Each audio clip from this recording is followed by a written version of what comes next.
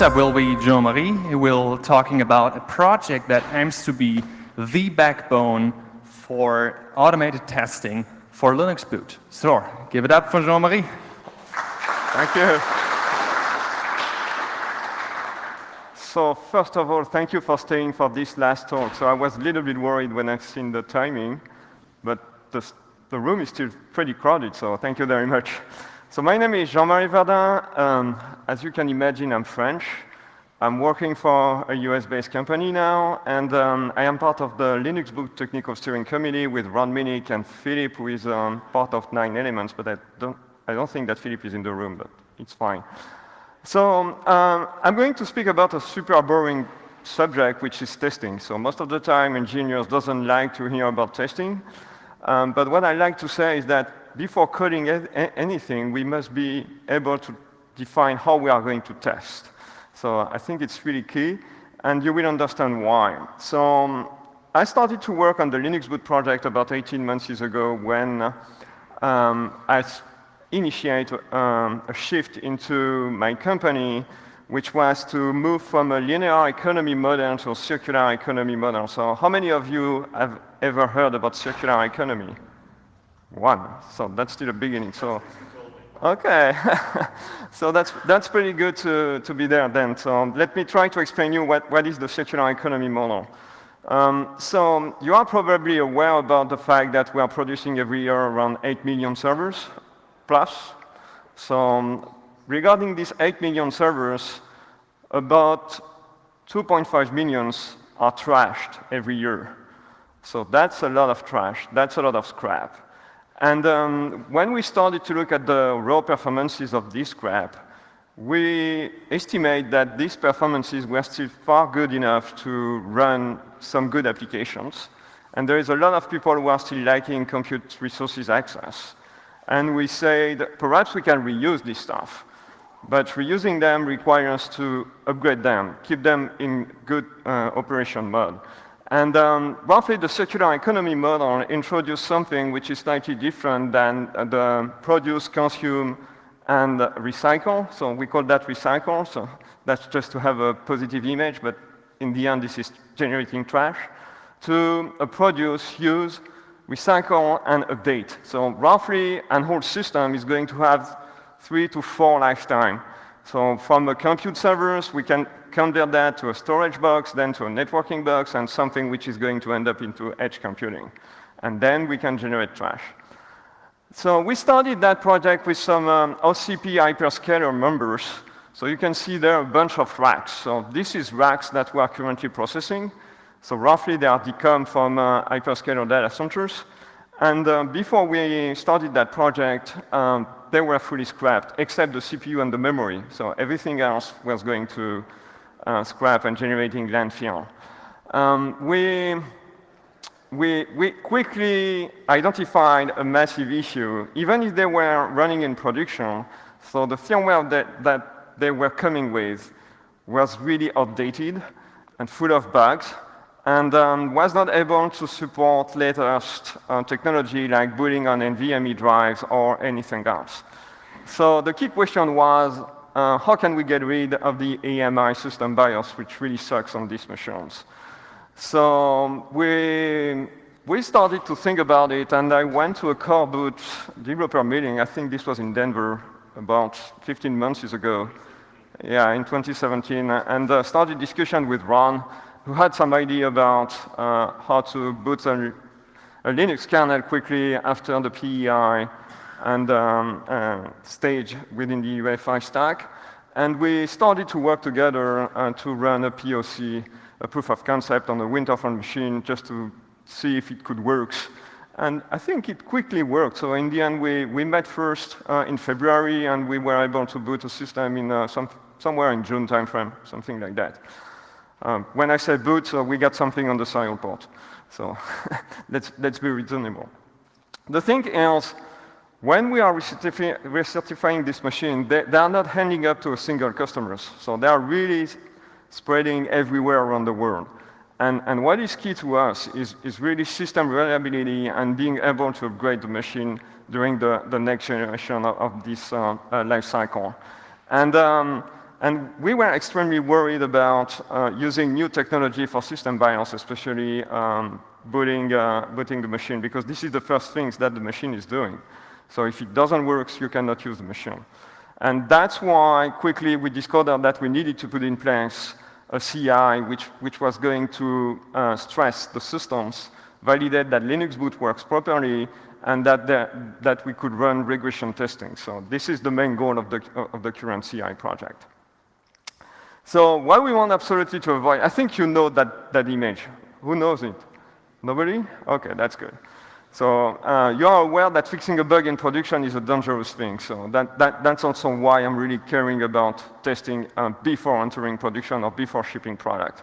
So the promise that we do to our end users is that if they are using one of our systems running Linuxboot, so they are able to deploy it in production. And we soon have system in production at customer sites, running ERP system for managing invoicing or managing purchase orders and all these things. We are managing a car manufacturer plant, so that's the other challenge that we faced. So we couldn't build and rely on testing with a basic hardware setup with a technician in a lab which was running a test plan. I've seen that many times at ODM sites where the guy who's testing the EMI firmware image, which has been built by one of its colleagues, is just in front of a keyboard and run a bunch of tests following a test procedure on a piece of paper and running check marks. That's okay, that's not good, and so on. It happens many times, and this does explain why also in some cases the EMI image which are provided are not really good. So EMI source code in some way can work pretty well, but it has to be set up properly, so that's the thing. And roughly what happened in many times is that the person who is setting up is under rush, is producing an image, and it goes in the field without having properly tested. So what is the goal of the project? The goal of the project is to be able to build a replicable environment to generate Linuxboot images. So let's imagine that in 1 year, somebody is coming back to us telling us, I got a bug, so this is the version I'm running, can you fix it? So if we are unable to rebuild that version, that's an issue. So right now, Linuxboot is fully managed using GitHub. So we can use the tagging, we can use all the GitHub features to keep track of history.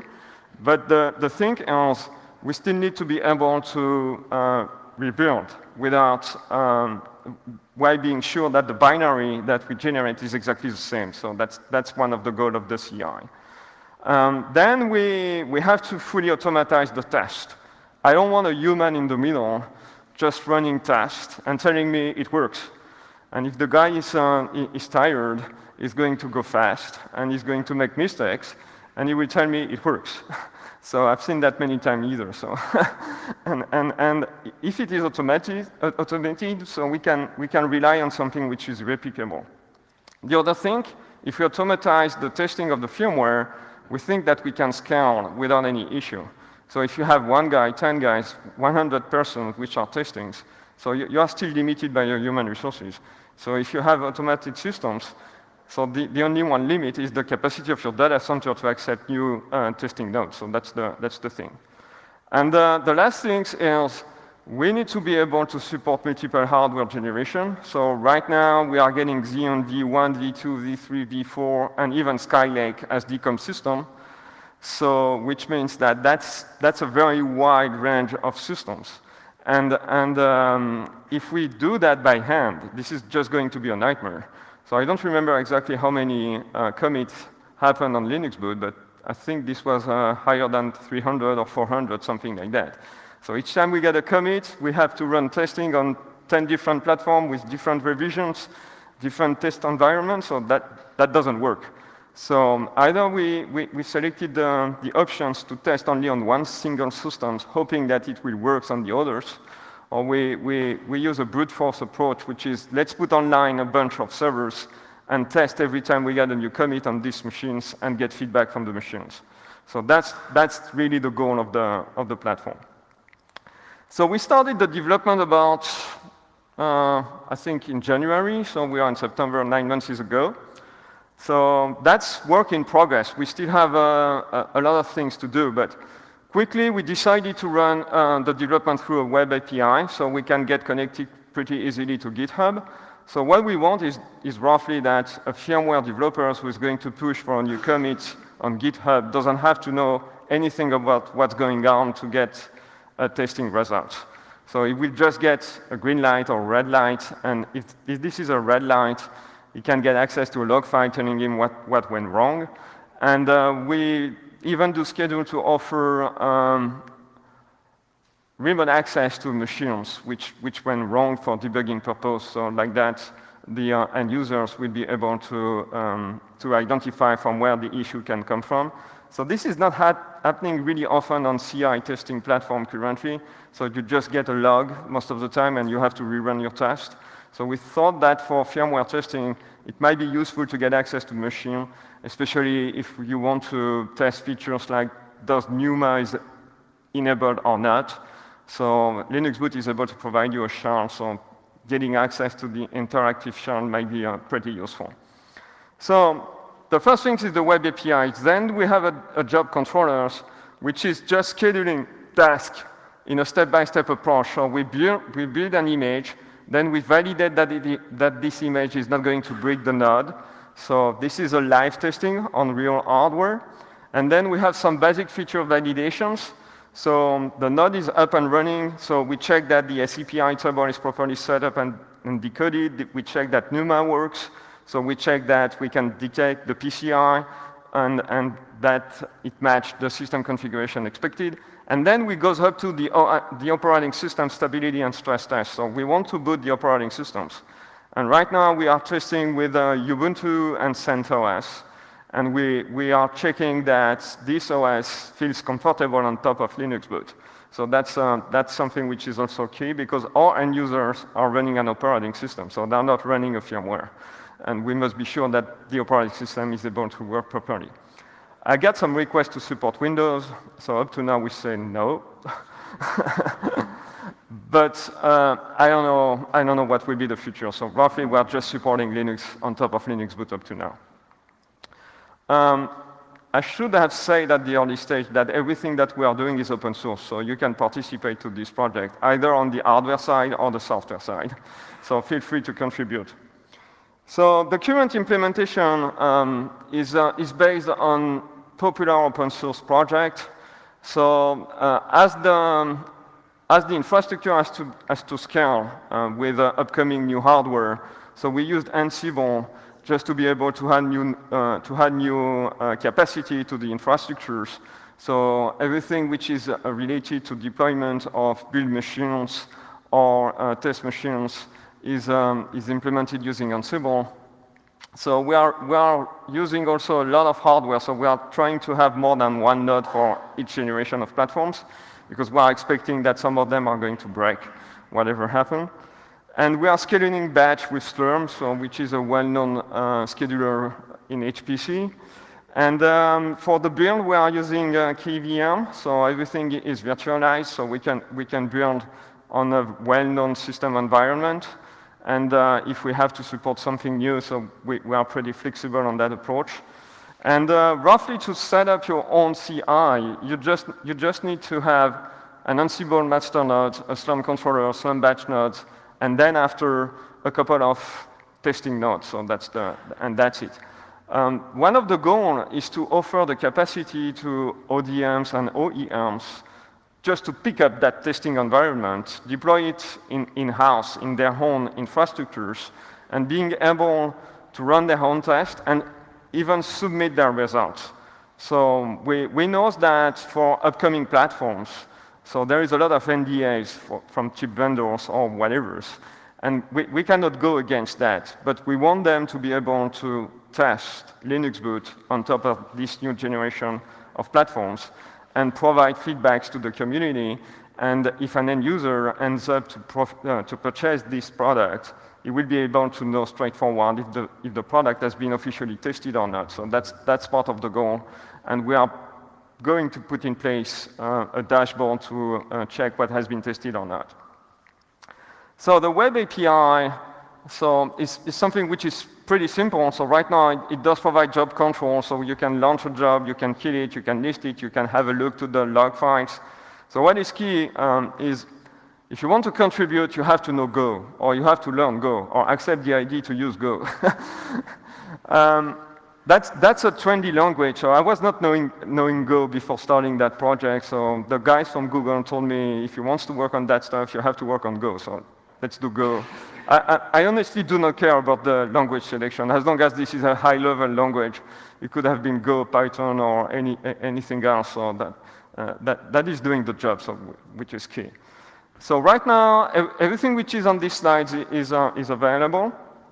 So the controller is also available, so we can preset builds, we can store job status, and you can launch jobs without any issue.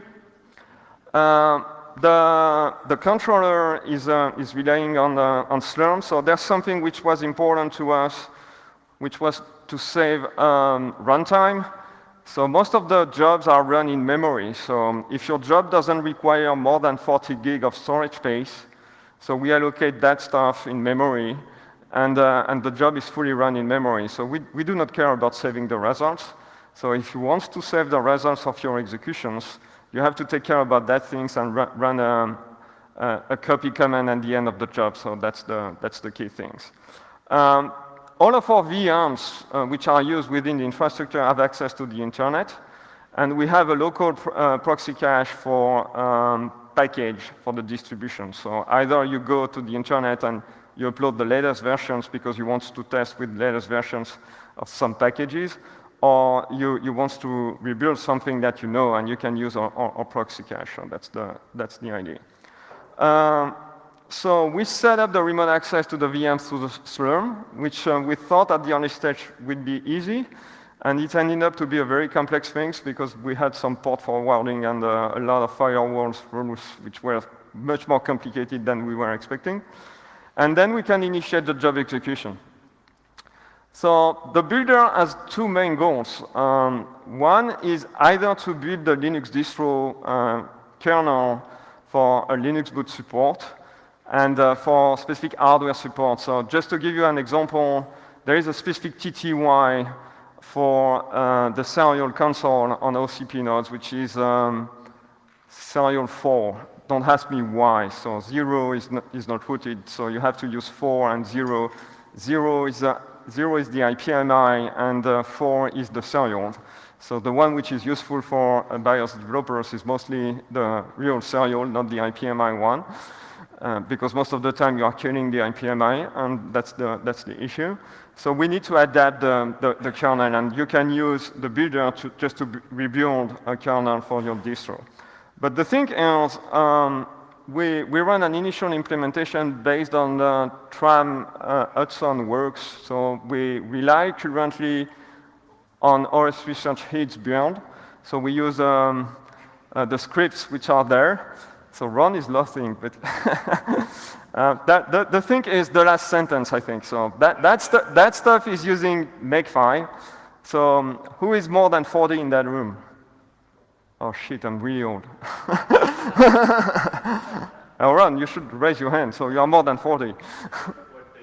Okay. Okay. So the thing is, the Makefile works properly, but they are in some way a little bit complex. Let's say that through that approach. So I don't want to get Tram upset about his work, so that's the thing. And a lot of people are complaining about the fact that they are not that easy to understand or maintain. I honestly like them, but I'm more than 40, so I grew up with Makefiles. So that's the thing. That's why we're thinking about either improving that or changing the way we are building. But right now it's working like a charm. You can build everything from scratch in less than 10 minutes on that infrastructure. So which is pretty good, even including the kernel build. So that's a fast build, and that's good enough for a CI infrastructure. So we are user space agnostic, so rerun. So we build nerf, and we are able to build also hit. So just a quick feedback, Linuxboot is a Linux kernel plus some user space environment which is providing end user basic commands for the firmware. So there is one which is called nerf, it's based on uroot, and this is written in Go. And there is one which is called HIDS, it's based on C library and BusyBox, if I'm not wrong. You didn't get upset, so I'm right. And both of them are tested and supported within the CI infrastructures, and we are able to validate that it works properly. So the node-brick validation is probably the most interesting one, or at least for us. So because up to now, the current CI within the GitHub is just validating that we can properly compile a firmware image. So, and we get a firmware image, so we are super happy about that. And this is where the engineer is telling me it works. And this is where I told him, no, you have to test it. And he's answering me, it does compile, this is Go, so it works. and I'm always trusting things that I can see working, so that's really key. So the first step is to launch the image for QEMU when we can, but the last step is really to use real hardware. So we set up this system environment for the Winterfell node. So just to give you a quick background, the Winterfell is just a basic 2 CPU Xeon V1, V2 infrastructure. It doesn't have any BMC support, so the BMC features are supported through the Intel ME. And we scaled the CI infrastructure through a Digiprog EM100 Pro flash emulator. I know that stuff costs money, but it was readily available on the market. And we can upload as many images as we want, so that's pretty reliable. And we connect the emulator to the SPI interface from the Winterfell machine. So we had to run some hardware hacks, because even if this is an open hardware platform, there is no SPI header on this machine.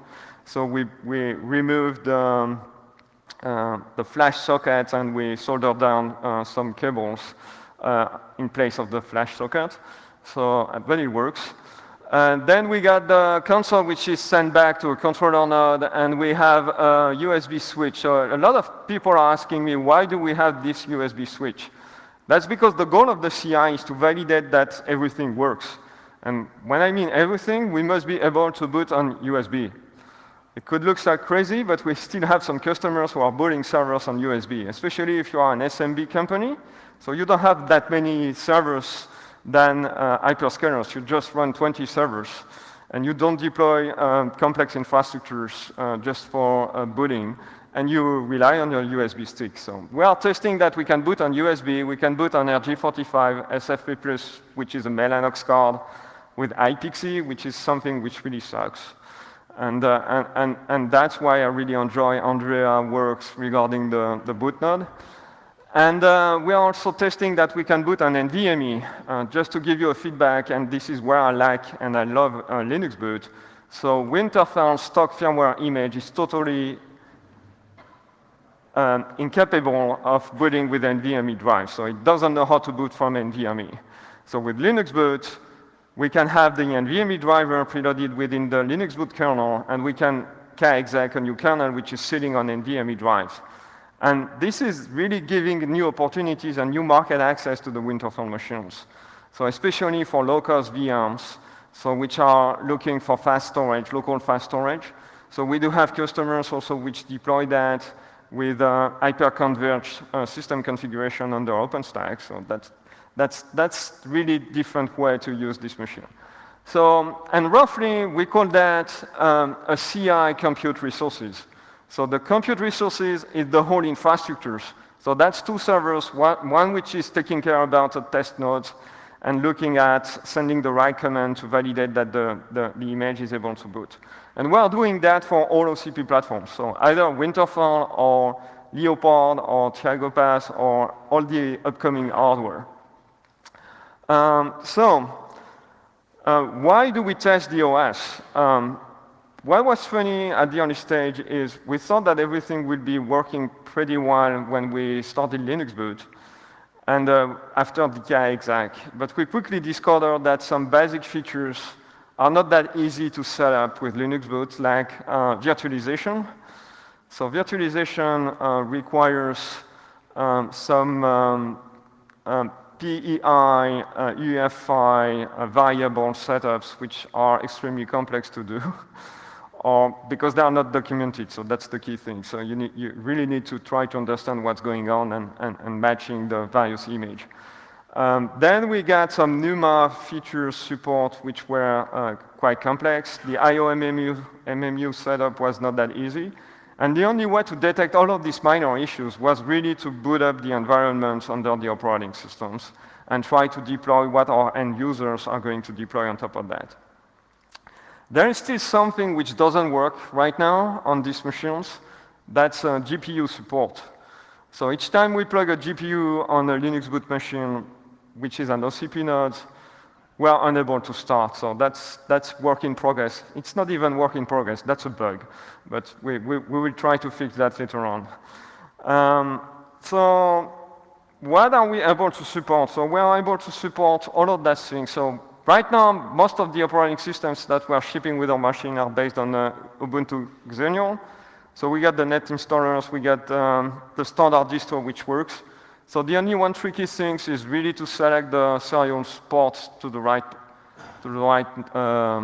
TTY.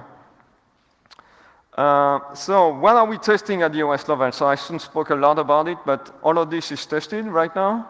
So that's the basic.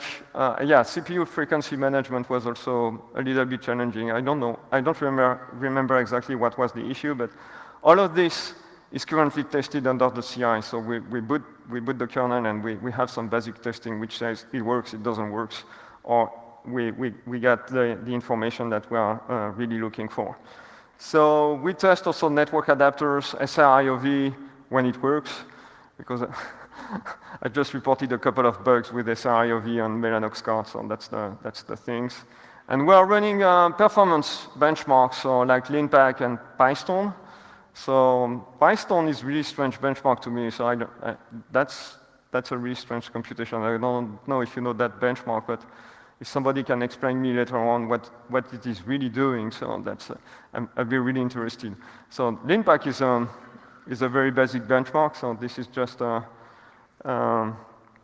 solver which is inverting a matrix, and tapework benchmark, IO benchmark, and multiple VMs.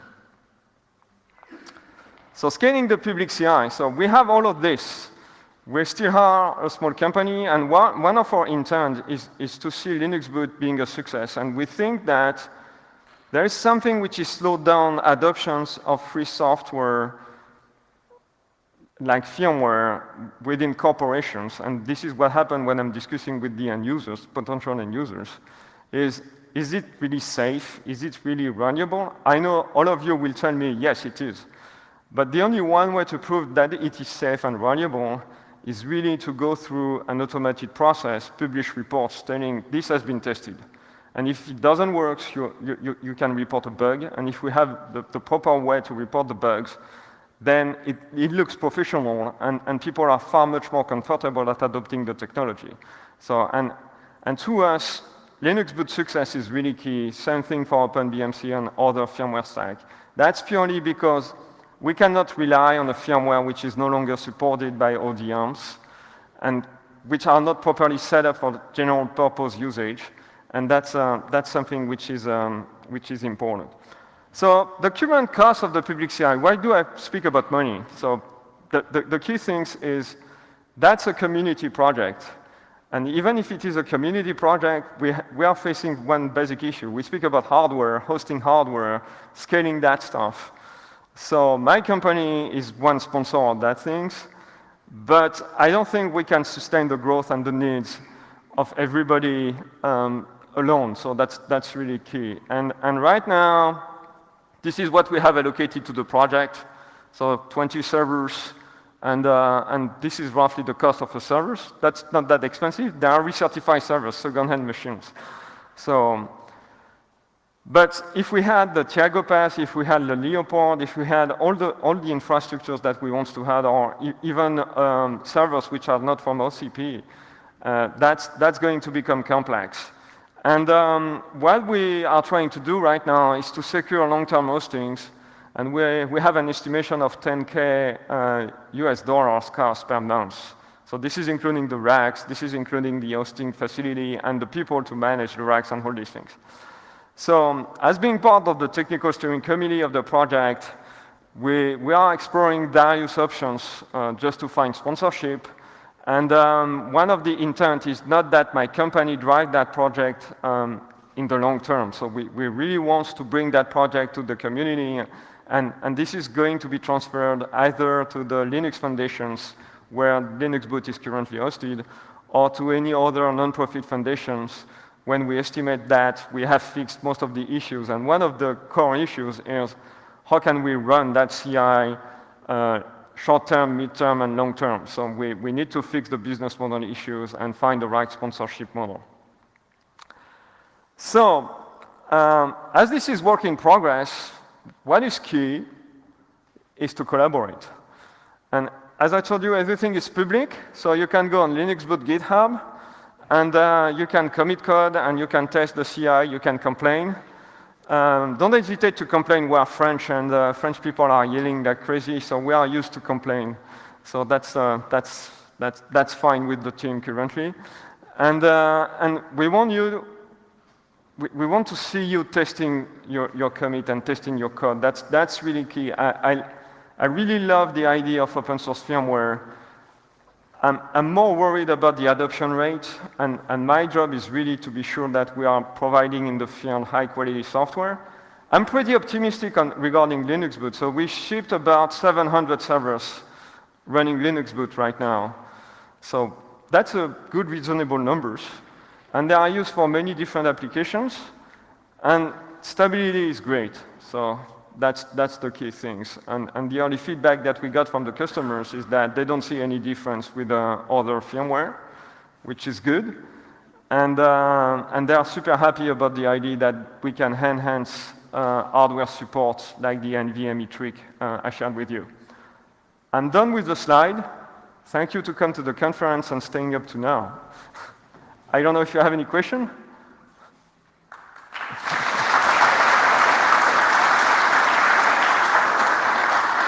You earned that applause. The last slot is always the hardest. So, we have some time for questions. So, does anybody have a question about the project? Everybody wants to have a drink. No one? Oh, 2, 3. Oh, So, just have to wait. So, who was first? I lost track. raise your hand. I think we don't remember who had a question, so that's the thing.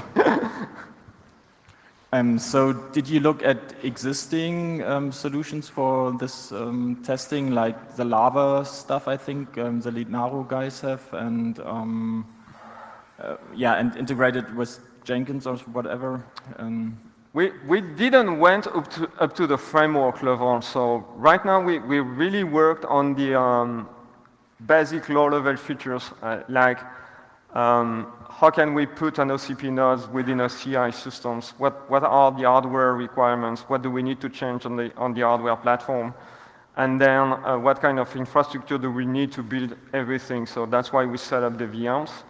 And what we thought was that getting the frameworks is more something which is dependent on the community who is going to use that stuff. So we are trying to find a way to get the options that people can select the framework they want to use on top of the infrastructure. So that's why when you are an end user, you can get access to the VMs. So that's the key things. That's slightly different from what you know within traditional CI. Yeah, I also wanted to pick on this topic, actually. So I will specify specifically the topic of the build part. You see that there are a lot of public builders out there. We could, like Travis CI, we can just use. So basically, if you give your users the description file, they build it for you, yep. Or they can build on their own. And you just need to manage basically the deployment of the artifacts afterwards to your test system. So you don't have to implement the infrastructure for these kind of things. There are also things you can host on your own. Travis is a public service. but there are also on-premise solutions for this. But just the idea is that you enable your users to reuse it at least for the build. Yeah, I am used to use Travis for another project. So I am one of the big contributors of a project called FreeCAD. I don't know if you know that tool. So that's a CAD tool. One of the issues we faced with Travis was the flexibility that we have regarding build time. So FreeCAD is a CAD tool. So if you want to build a global tool, it requires something like 7 hours on Travis, so which is extremely long, and you have a time limit for your build, which is about 30 minutes when it's free.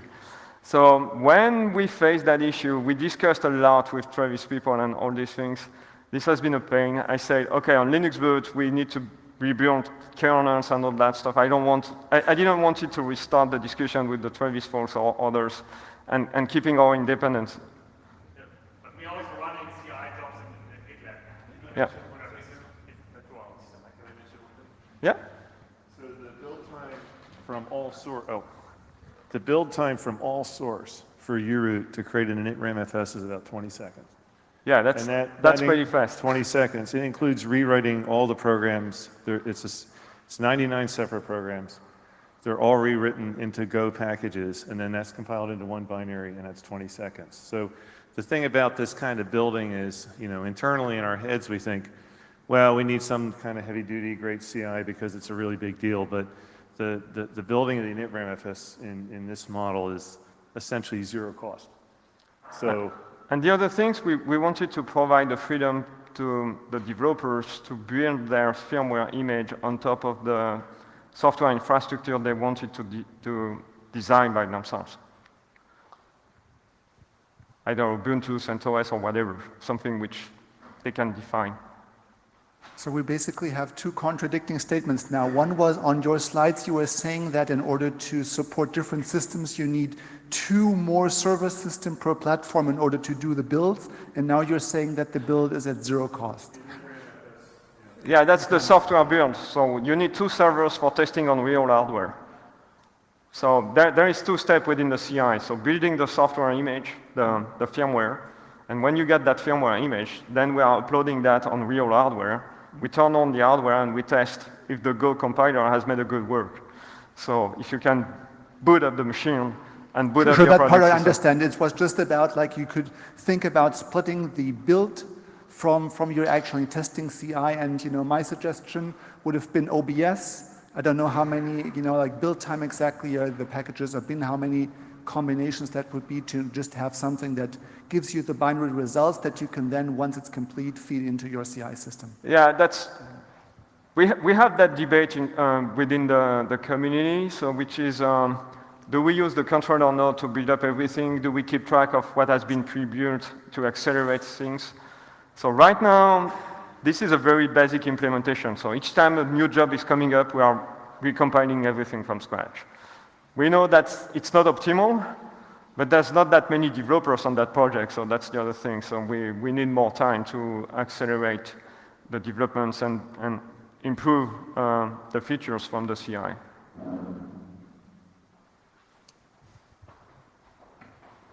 So you mentioned some hardware that you could also get access to the schematics, I assume, and Gerber files. Was that some? So can you speak a little bit louder? Sure, sorry. So you mentioned some hardware that is also open source that has to do with the project? Yeah, we are part of the Open Compute project.